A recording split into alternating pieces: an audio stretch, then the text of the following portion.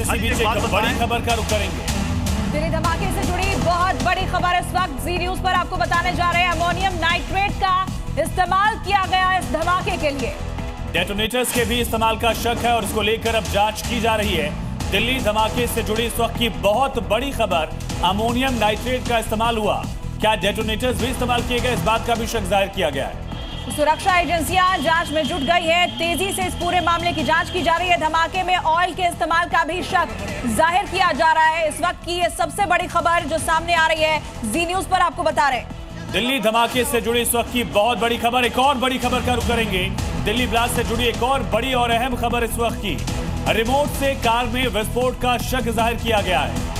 तो शक्तिशाली विस्फोटक का इस्तेमाल किया गया। सूत्रों के हवाले से ये बड़ी जानकारी दिल्ली ब्लास्ट से जुड़ी हुई सामने आ रही है। रिमोट से कार में विस्फोट का शक जाहिर किया गया है और इसके साथ साथ शक्तिशाली विस्फोटक का यहाँ इस्तेमाल किया गया हो सकता है।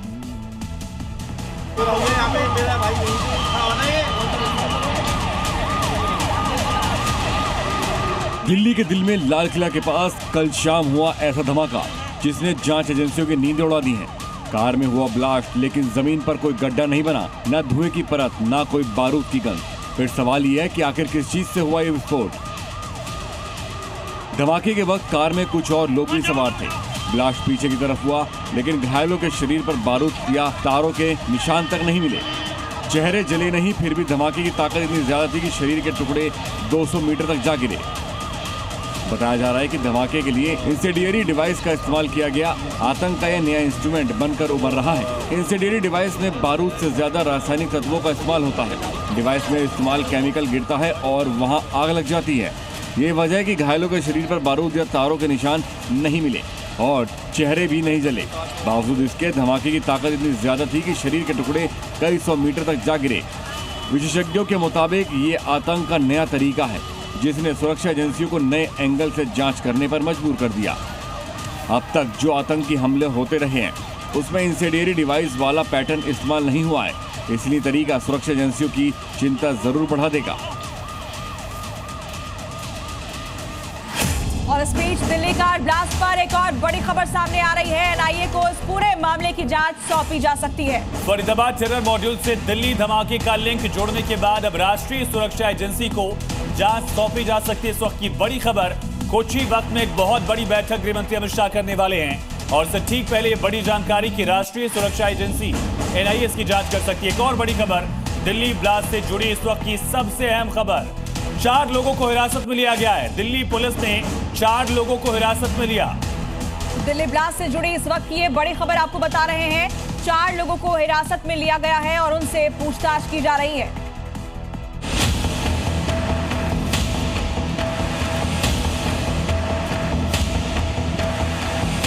लाल किले के पास कार में जब भीषण धमाका हुआ उस वक्त आसपास हजारों लोगों की भीड़ थी। कोई खरीदारी करने पहुंचा था तो कुछ लोग घर जाने के लिए मेट्रो के गेट की तरफ बढ़ रहे।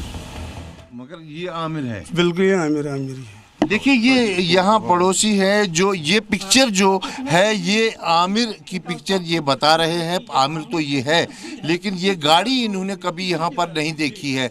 पुलिस इस पिक्चर के आधार पर आमिर को हिरासत में ले गई है और इनके साथ उमर, जो इनके भाई जो इलेक्ट्रिशियन का काम करते हैं, उनको भी हिरासत में ली गई है और उनसे पूछताछ हो रही है। लेकिन परिजन और पड़ोसी साफ कर रहे हैं कि ये आमिर की पिक्चर तो है, लेकिन ये गाड़ी कभी उन्होंने यहाँ पर नहीं देखी है और इस गाड़ी से आमिर का कोई संबंध नहीं है। और आमिर और उमर इनमें से कोई भी डॉक्टर नहीं है। ये एक प्लम्बर है, दूसरा इलेक्ट्रिशियन है और इस घर में ये रहते हैं। 5 साल पहले यहाँ पर जो है इनके पिता की डेथ हुई थी, उसके बाद ये यहीं पर रह रहे थे और कभी भी यहाँ के लोगों के मुताबिक ये दिल्ली नहीं गए हैं। तो ये एक बहुत ही कंफ्यूजिंग मामला है जिसकी कड़ियाँ पुलिस भी जोड़ रही है। जो CIB है वो भी इस पे काम कर रहे हैं कि आखिर ये कड़ियाँ कहाँ पे जुड़ रही है। जैसे जैसे इन्वेस्टिगेशन आगे बढ़ेगी तो ये तार भी कहीं ना कहीं खुलेंगे। बिल्कुल, तो जांच जैसे जैसे आगे बढ़ेगी कुछ नई जानकारियां निकलकर सामने आ सकती हैं इस मामले में, लेकिन ये एक बहुत बड़ा कंफ्यूजन भी है। ये तस्वीर जो ये वीडियो हम आपको दिखा रहे हैं, ये उस दौरान का दृश्य है जब कार वहां से निकलती है। उसमें आप देख रहे हैं ये शख्स बैठा हुआ है। अब सवाल ये है कि जब इसी कार में धमाका हुआ, जोरदार धमाका हुआ और ये कार ये शख्स चला रहा था, तो क्या ये सुसाइड बॉम्बर हो सकता है? क्या ये फिदायीन हमलावर था? सब कुछ सोच समझकर किया गया, सुनियोजित है? नई नई जानकारियां सामने आई। ये भी पता चला है कि रिमोट का इस्तेमाल किया गया है, धमाके के लिए रिमोट का इस्तेमाल किया गया, यानी कोई तो दूर बैठा शख्स था जिसकी इन सब पर नजर थी।